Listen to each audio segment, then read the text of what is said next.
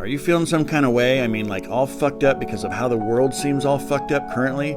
One option that I myself employ is to just unplug and not watch that shit. But let's be real, most of you probably are not going to do that. So perhaps we can try to at least understand reasons why things get so fucked up. There's a thing buried within us that governs our actions that we all share, and everything about us is built up as a protection around this thing. The thing is an inherent fear of annihilation, aka we really fucking want to exist. We can't deny that our meat bubbles will pop someday.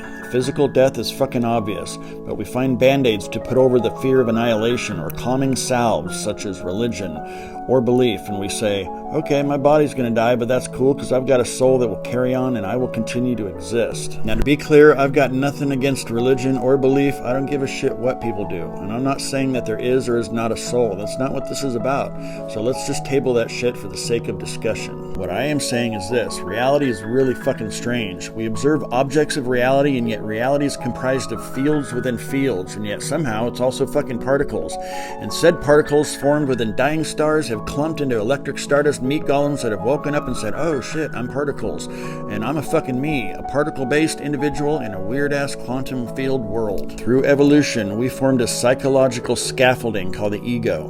Now, some people think ego's a fucking negative term or a bad word, but I do not vilify the ego. It's just the structure in our minds that seeks evidence of reality and individuality.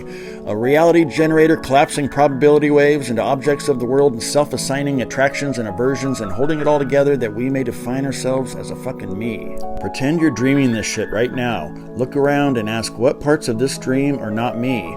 None of it, duh. A dream is entirely your consciousness interacting with its fucking self. But that singular field of consciousness has created a reference point called me that is always the center of the dream world for the sake of a singular experience. That's dream you. And even when you dream you're someone else, you're still the fucking feeling of existence that pervades. That is a fucking clue. If you're so inclined, you can walk around your daily life and extrapolate from the dream experience and apply it to the waking state experience.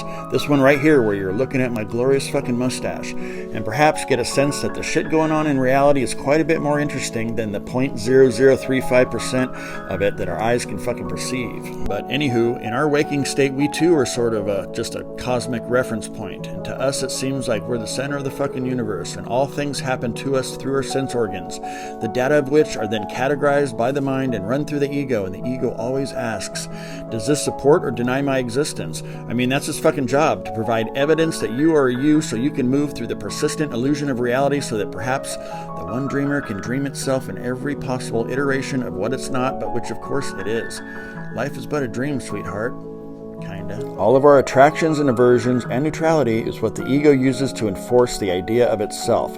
We are attracted to ideas that resonate and support our idea of meanness and have an aversion to that which threatens that, all of which serves to keep the terror of non-existence at bay, because on some level the ego knows the only reason it actually has a fucking job is because there is something for it to do, and that there is a bigger truth that needs to be obscured so we can be a comfortable little meat bubble floating through the atmospheric pressures of reality. That's what war is about. That's what politics is about. That's why motherfuckers are always arguing about their position or clumping with like-minded meat bubbles to bounce against each other to remind and reinforce similar positions amongst themselves. And I'll say, hooray for us, we're right and they're wrong, and we exist more than you, and we exist so fucking hard. People argue because they've adopted a position, and that position is equally diffused within the ego-provided idea of meanness. And so when it's threatened, the whole fucking egoic bubble is threatened. But if that fucker pops, we find out the air of I am within the bubble is the same air as the entire fucking atmosphere. But being so fucking object-centric and attached to the ego bubble, such as we are, we just focus on and lament the loss of the thin layer of bubble. We resist, not realizing that if the bubble pops, we have an infinite amount more to gain than to lose, as we merge back with the entire atmosphere and are inseparably that. This is an actual experience a motherfucker can have, and no, I'm not talking about tripping balls, although it can provide a little fucking peak.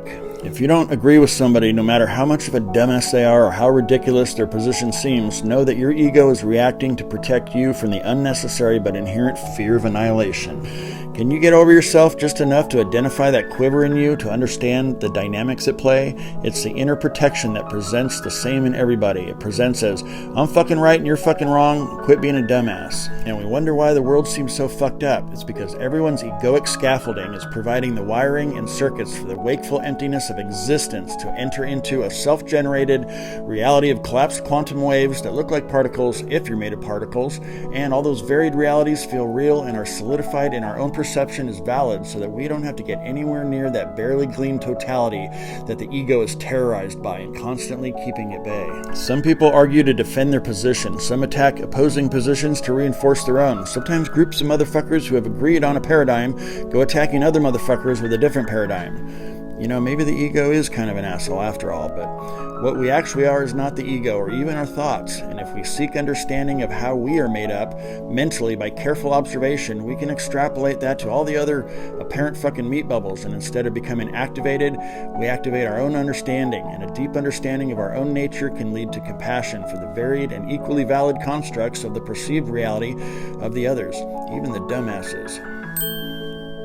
Now, if you don't agree with this assessment and you're like, this motherfucker doesn't know what the fuck he's talking about and I actually am right and they actually are wrong, well, that's just fine. I really don't give a shit. I'm not inclined to argue with anyone because I don't have a position with which I need to defend. If we instead develop an ever-unfolding understanding of why motherfuckers think the way they do by carefully studying the nature of our own thoughts and by challenging our own egos despite the discomfort, ultimately for the sake of seeing beyond the ego into the unified aspect of reality itself and to be humbled enough to know that we don't know shit, then maybe we can make some fucking headway. Staring annihilation in the fucking face over and over is no fucking joke though, y'all. Does any of this shit instantly fix the outer fucking world so that you can feel better? Nope, not really. Although we can certainly make waves within reality through action, the quality of your waves will be consistent with the depth of your understanding. But if you want to bash your fear-born waves against another motherfucker's fear-born waves, knock yourself out. It's the way of the world currently, it seems. But you know, waves think they're a thing because they have observable characteristics such as size, speed, foam content, etc. But those waves are just temporary motion born of a vast, still sea. Sink into your own depths and let the terror humble you rather than control you.